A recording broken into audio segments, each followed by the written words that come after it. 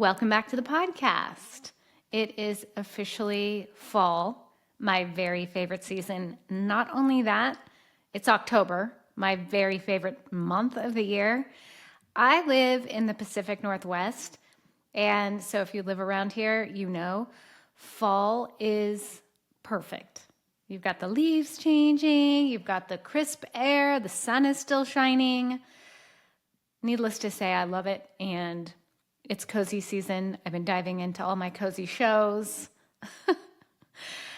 If you love fall, give me a little, high five. High five.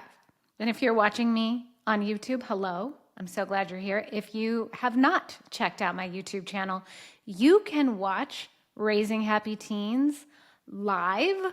Well, not really live action in video and see my face, see my expressions. It's so fun and so entertaining. You won't want to miss it. So check out my YouTube channel if you have not done that already. Also, I'm recording this podcast episode with my 2 dogs in the room, which is kind of like playing with fire because anytime a delivery comes to the house, which is quite often, they go crazy. So I am really testing the limit here of having them in this office with me because something could set them off and they'll start barking and that, messes everything up. So cross your fingers for me. Hopefully this will be okay. And also on the topic of Pacific Northwest, if you live in the Portland area, just a reminder, I am having a workshop and Soundbath for parents of teenagers, empowering your highly sensitive teen. So if you live around here, you want to check it out, check the link in the show notes to get details about what that's all about.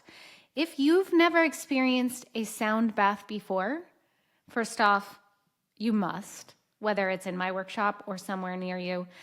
Basically what it is there's a person who's playing crystal bowls, playing gongs, chimes, making really vibrational noises for you to just lay around and experience. It's so relaxing and it's such an immersive experience. I recently did one where the guide leading it was playing the gong for probably about 40 minutes. And so when you hear the gong, you may think of like the Gong Show where they like bang on the gong. No, it wasn't like that because that would be really intense and that's not the goal of a sound bath. He would just vibrate on it. And so it got a little loud, but then it'd get really quiet. And you can just relax and absorb. So if you've never done a sound bath, come to my workshop, experience a sound bath, learn how to empower your highly sensitive teen. You're not going to want to miss it. So after all of that, let's go ahead and dive into this week's podcast episode. So as you know, parent of a teenager, you're aware, sometimes emotions get big. Sometimes teenagers don't know how to handle their emotions. They've got big feelings, just like they did when they were a toddler, except they're now in this big body. So, it can be a big experience as a parent when your teenager is having these big emotions. So I'm going to be talking about 5 ways parents can approach or handle these big emotions. 3 of them are going to be not helpful ways, and 2 of them will be helpful ways. So while you listen to me list these 5 things, I want you to listen and think, which approach do I really tend to lean on? And there's no judgment. You know this. I do not judge on my podcast. We're all coming from a place of where we are. It's just self-reflection and deciding, is this how I would like to continue? And if not, what direction do I want to go in? So listen to all 5 of these. Decide for yourself. Is this me? Is this not me? And also recognize that when you are around somebody, whether it's your teenager or anyone else who is having big emotions, that can be really scary. And it can be really triggering on another level, especially if you grew up in a volatile household where people had big emotions. I recently just got certified as an integrative trauma coach, so a lot of my approach is sensitivity to trauma and experiences we've all had. So when I'm talking about these 5 approaches, just be aware that Sometimes the way you respond to big emotions may have something to do with trauma or things that you've experienced in your past. So have some compassion and for yourself through that, and just be aware of it. So when you listen to this, hear the first three, recognize, acknowledge that yes, being around somebody who is having a big emotional experience can trigger a lot of emotions inside of you. So have some compassion for yourself through that. And then you can decide how to proceed forward, whether you get support for that or you can start working on how to heal your own trauma so that you're not responding out of a trauma response and you can feel a little more in control of yourself and your own emotions and be there for your teenager as they experience their own. All right, so let's go ahead and dive in. And really conveniently, all 5 of these start with the letter I. Isn't that just so convenient? So let's say your teenager comes in, they're having a really big emotion. Something happened at school, they're angry, they're throwing things around, they are slamming doors, maybe doing something like destroying property, dropping things on the floor. They could be throwing a big tantrum. The first response that some people may do is to ignore. So they just pretend like it's not happening. They just walk out of the room, or they continue what they're doing just as though it's not happening. So if that's your response, just again, awareness and compassion, it could be a learned behavior response from your youth, not going to be helpful in this situation as far as how to address or how to support in healthy responses for them for big emotions in the future. So if you ignore it, it's not really going to help either make them feel better, and it's also not going to help them learn how to manage big emotions in the future. So that is the first one, is just ignoring and walking away or just pretending like it's not happening. The second one is to, and I talk about this all of the time, is to invalidate.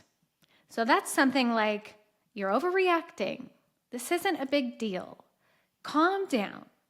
There's nothing to be upset about here. That, unlike ignoring, can actually pour fuel on the fire. So whether they're angry, frustrated, and they're lashing out that way, or they're sad and they're emotional and they're crying, when you invalidate, you're basically saying you're wrong. You're wrong for having these emotions, and that could make the emotion even more heightened. You don't understand, you don't care, because it is a big deal to them.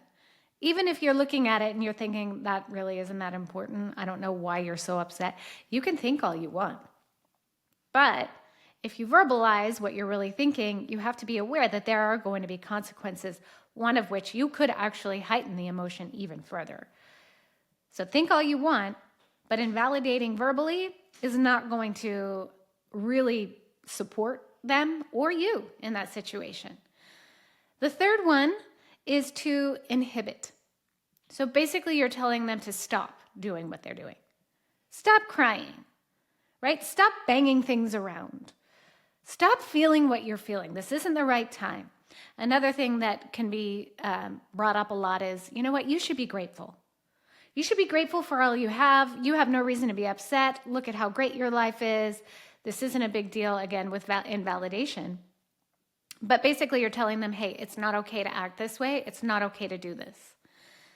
There is a time and a place to say those things where you are setting boundaries, and maybe it really isn't the time and the place.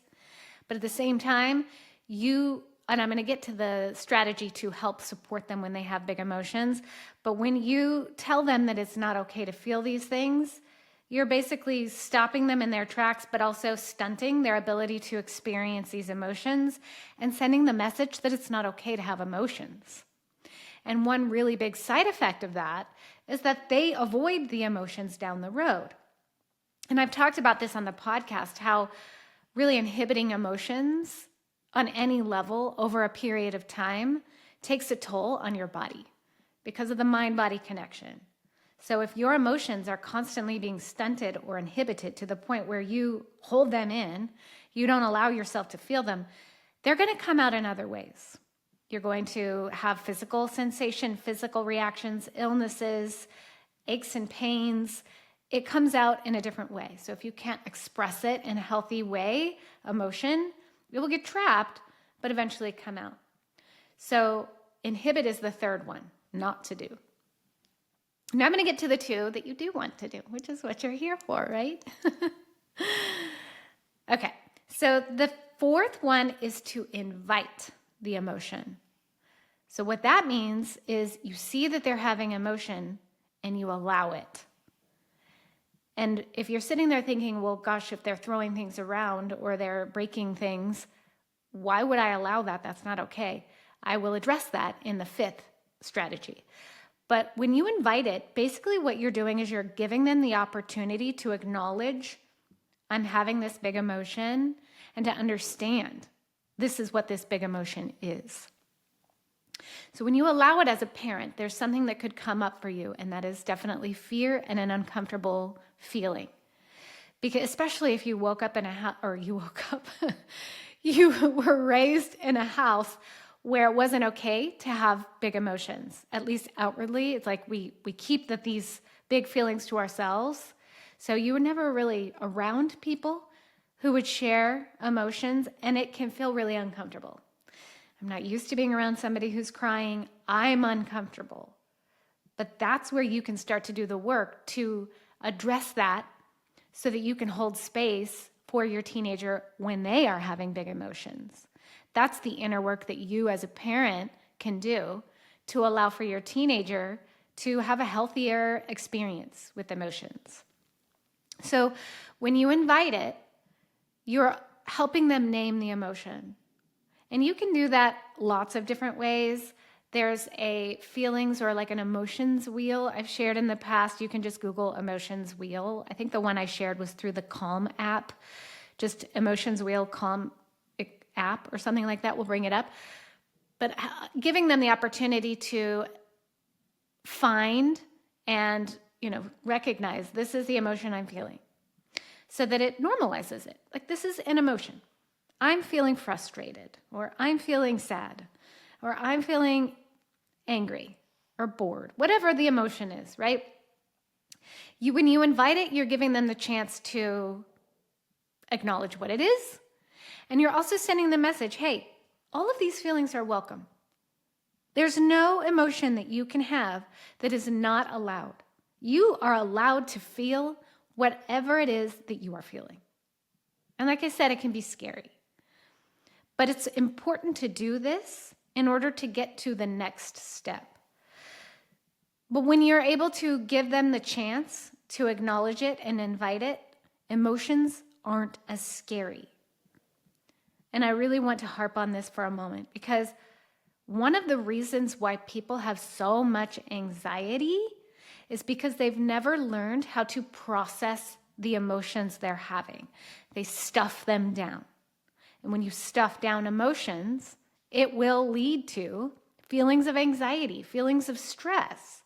Whereas if you're having an emotion of overwhelm and you acknowledge it and you allow yourself to feel it, you give your body the chance to process it versus stunting it and blocking it. So you're giving them the chance to acknowledge it and to ride the wave of it. Don't quote me on this, but I think an emotion typically lasts 90 seconds as the ride goes. So as you feel a wave of it come on, it typically only lasts 90 seconds. Maybe it's even less. I'm not totally sure. But it's relatively short. It's not like, and a lot of people can fear, well, gosh, if I invite this emotion in, what if I never get over that? And this goes back to how you can be triggered when your teenager is having a big emotion, especially if you're empathic. You may be taking on some of their feelings, and that really does impact your energy. So if you bring it on, like, I'm already feeling stressed out, now you come in here with this and I can't handle it. That's why it's so important for you to have the space to be able to process your own emotions so that you don't get pulled into theirs, and also have practices on how to manage your own energy, which I could do an entire podcast on its own. But that's why it's so important for you to be able to stay the stable person, the calm person, while they ride that wave. You're not going anywhere. You're allowing it. And you're also not sending the message that this isn't a scary thing. You're feeling sad. Of course you're feeling sad. Let's acknowledge that. You're allowed to feel sad. And just allow it. And then the next step, because all emotions, all feelings can be tied to behaviors. So what do we do when we're feeling those big emotions? And sometimes, a lot of times for the parents, this is where the hardest part can be. So yes, your teenager may be feeling a big emotion, but it's really triggering for you when they're angry and they're throwing things around, or they're throwing a tantrum, or they're getting violent, or when they're sad and they go and they self-harm, or they're hiding in their room, or they're withdrawing. That is what's triggering too. It's the behavior that you're seeing. So when you're seeing this behavior, after you invite it, what you're going to do is you're going to instruct. You're going to find a replacement behavior that's healthier or safer or less destructive than the one that they are doing at the moment. So the behavior that they may be doing is maladaptive. You're finding a replacement behavior. Easy to understand in theory, but not necessarily easy in practice, especially when emotions are high. So when you're instructing, you're first going to identify the feeling, and you can do that on a feelings chart, or you can just have them name it. Then you're going to validate it. It makes sense that you feel this way. It's totally appropriate for you to feel this way. Anyone in this situation would feel this way. Then you're going to link it with the maladaptive behavior that you're seeing, whether it's yelling, hiding, self-harming, getting aggressive, avoiding. You're going to link it with that behavior, and then you're going to offer a substitute for the behavior that you're seeing. So go for a walk, take a time out, play your guitar, do a breathing exercise, come up with a substitute together. So I notice when you're feeling angry, you throw things around, and that's destructive. My request is that we find a solution to help you manage your anger, or to get your anger out, that's not going to be as destructive. So you can offer it, go for a walk, or you can can we come up with a solution that works for both of us here? You're going to find that substitute, and once it happens, you're going to reward that replacement behavior. So let's say you say, all right, well, let's take a couple of deep breaths together. Instead of throwing things around, let's pause for a moment, and let's take a few deep breaths together. Teenagers don't always love this. In an ideal world, they would drop everything and be like, you know what, that's actually so much more appealing than throwing these things. I'm just going to go ahead and stop and breathe. They may roll their eyes. They may say, forget it, whatever they're going to say. Even one moment of a breath can be rewarded. I see you took a breath, and acknowledge it, reward it. Be really liberal with the rewarding. And anytime you see it, whether it's in that moment where you're having that conversation, or later on, maybe you notice that they went for a walk or they played with a dog instead of hiding in their room. You're rewarding it just through verbal praise, through a loving glance, through a hug if they're open to it, but just acknowledging, hey, I saw you make that effort. I recognize that you're putting in that effort. And I'm going to acknowledge you for that, because I know it's hard to do. So just to review, you're going to invite, and then you're going to instruct by identifying the feeling, validating the experience, pointing out the maladaptive behavior that you're not okay with, offering a substitute behavior, and then rewarding that behavior. So those last two, that's how you can handle the big emotions. Of course, around all of that is you being able to handle your own big emotions. Guess what? This works for you too. When you're having a big emotion, you can invite it. You can have compassion for it. You can acknowledge maladaptive behaviors that you have. And you can find substitute behaviors. And you can even reward yourself for finding those substitute behaviors. So this applies to you and to your teenager. It's really a win-win. So there you have it. 5 ways to handle big emotions, 3 not so great, 2 great. Hopefully that was helpful for you. If you found that to be helpful, I would love it if you would rate, review, subscribe to this podcast, share it with a friend, because the more parents who have tools and resources to help them through these difficult years, the better off our teens will be, the better off society will be, and so on and so on. Also, so happy to announce, my dogs didn't bark once. Yay! I think it's time to get them a treat. Thanks for tuning in, and I will see you next time.